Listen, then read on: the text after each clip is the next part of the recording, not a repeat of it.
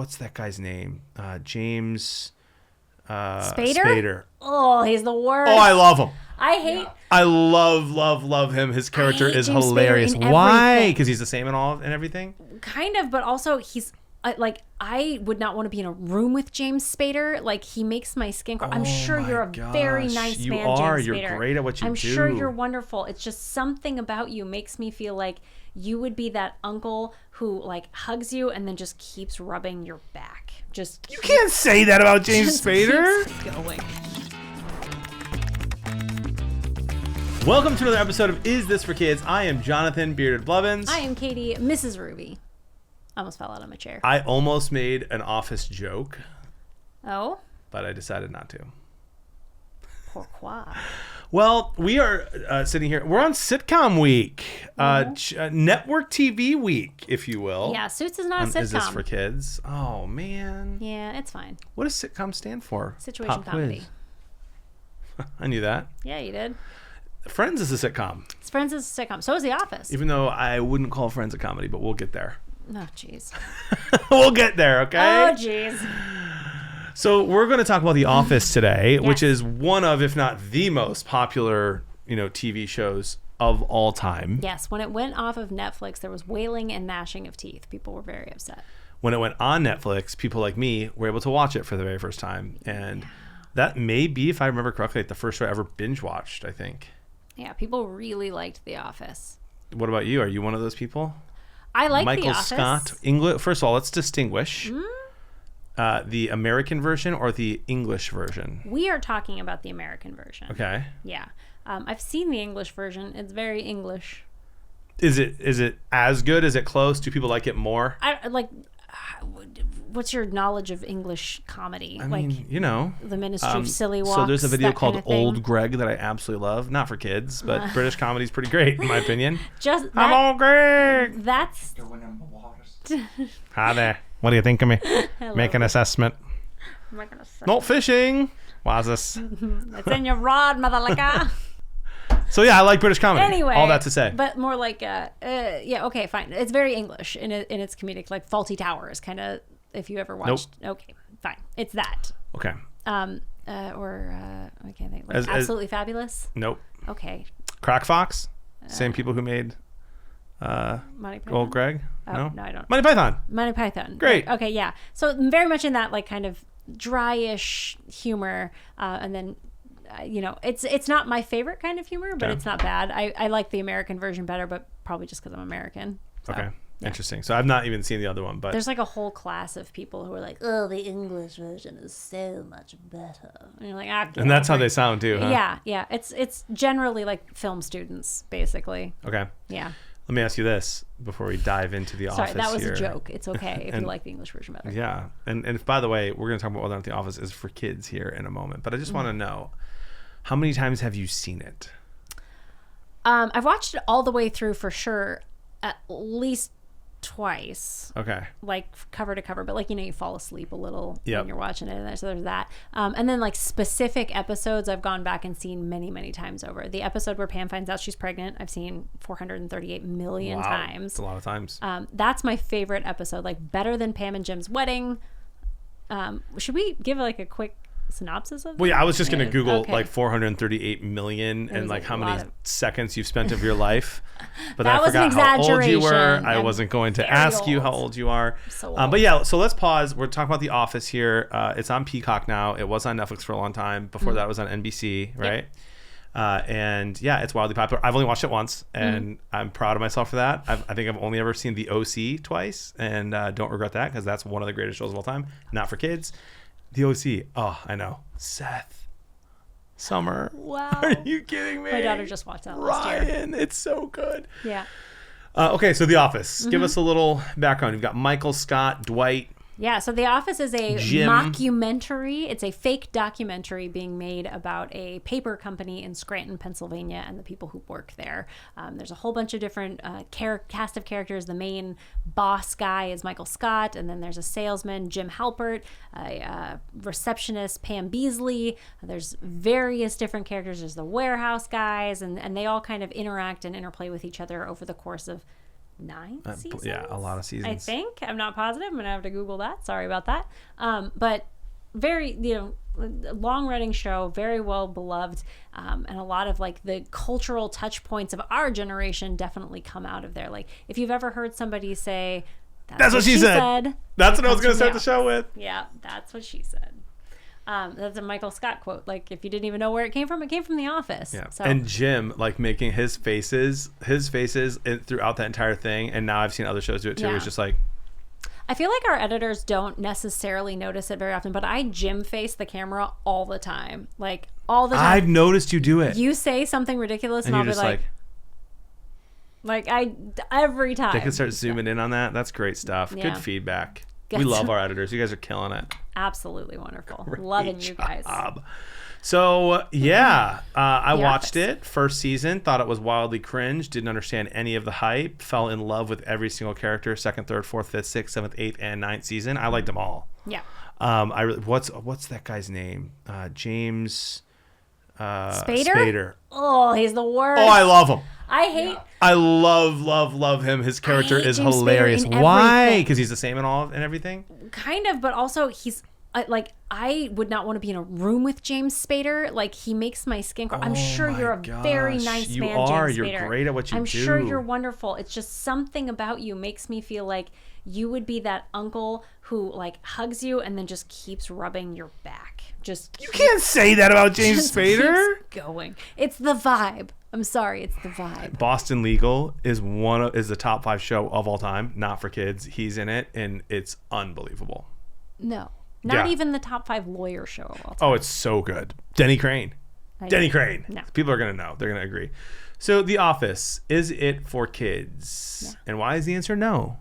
Interesting. Go ahead. That is your perspective. What are your thoughts? So The Office has the benefit of being a show that is on network television. That's the whole week that we're doing here. We talked last week a lot about there's differences in the rating systems between Netflix and network TV. So on network TV, I believe that this was probably predates the actual rating system, but it's rated as being appropriate for teenage people. So TV 14 is where they rate it at. TV 14 on network TV is vastly different. Vastly than on Netflix. This means that you're going to have sexual innuendo, but not like crass sex jokes.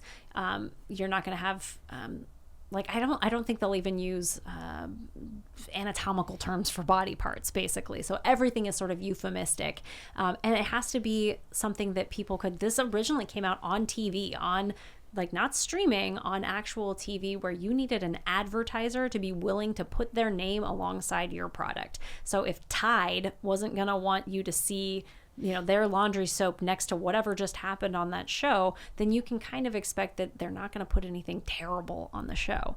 Sure. So for me, things that are in a primetime network TV slot fall into their own very special category of totally appropriate for kids to watch with their parents, like from many ages. So I actually put The Office, if we're going to just jump into it, at right around 10. Like any kid that's allowed to stay up in a bedtime past 8:30 can probably watch The Office with you. They're going to not understand a lot of the sex jokes, and they're kind of mild anyway, and I assure you they're making them in their middle schools.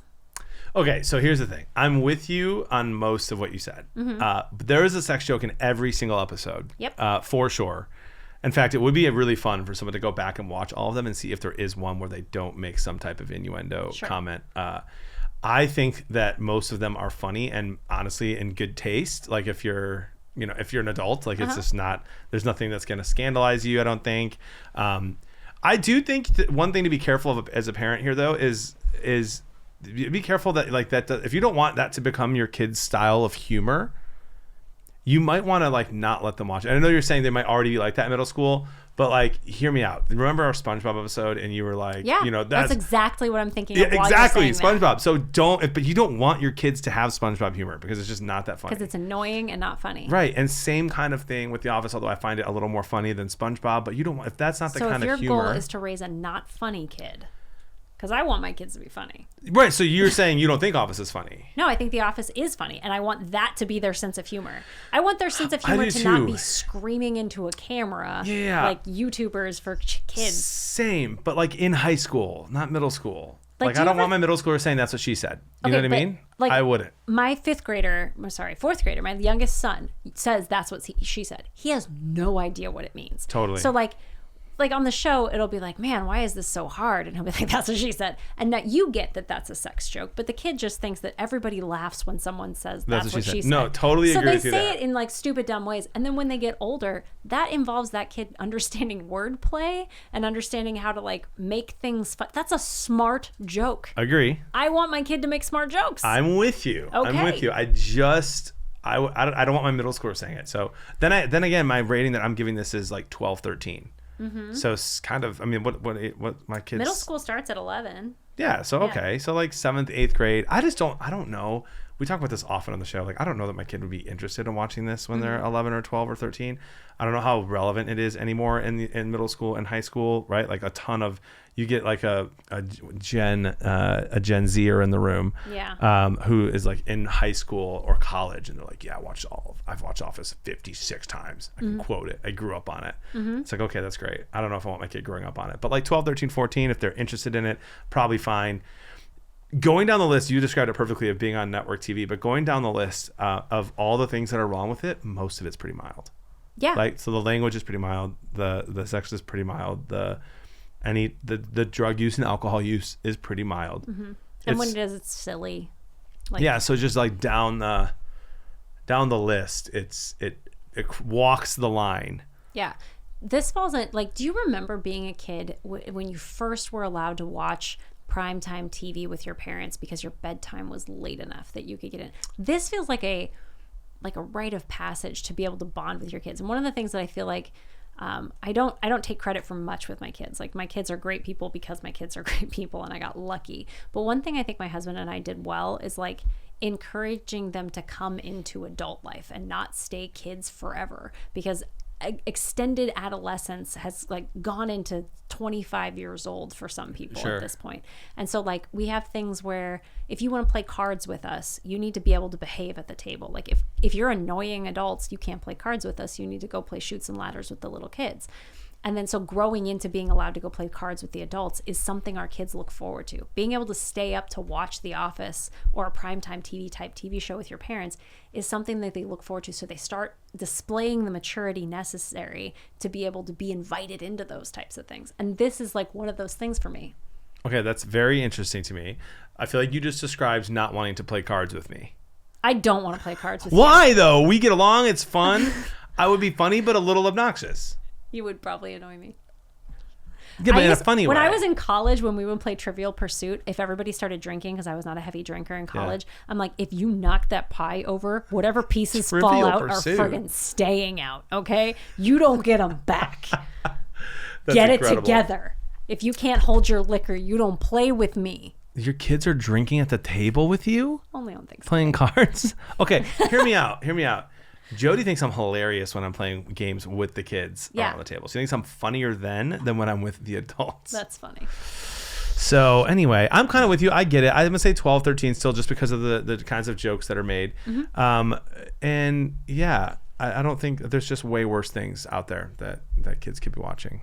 Yeah, there's The Office. When you look at more terrible things that are out there in the world, and there's a lot of sweet in The Office. Like the Jim and Pam relationship is very, very cute.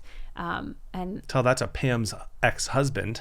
It was an ex-fiance, first Fiance. of all. They broke up because he was a jerk. And that's a great story about not having a incredibly long engagement. That's a great point. That is an incredibly good point. Like, hey, look, you are not renting with the option to buy later. That's awful. That's treating a person like an object, okay? You marry that girl. Anyway. Well done. Yeah, Jim marries her, and it's very sweet and cute. And, you know, the episode where they find out she's pregnant, it's like the face he makes and how happy he is to have a baby. Like, most men hear that they got a girl pregnant, and it's like it's a terror, a tragedy. Yeah. And he's happy. He's so delighted. Yeah. So, yeah. I think it's very sweet, and I think it's a little crass every now and then, but I think if your kid's in late 5th grade, 10 years old, let him in. All right. I'm with you. I convinced you? 11. So close. 11 or 12. Dang it. All right. Well, hey, if people had more, if they wanted more of this type of content, where could they find us? IsthisForKids.com is going to point you to everything that you need, all the best ways to watch and to listen and to keep up with what we're doing. There's just so much content out there for parents. I'm Jonathan Beard of Blevins. I'm Katie, MrsRuvi. Let us help you decide. Is this for kids?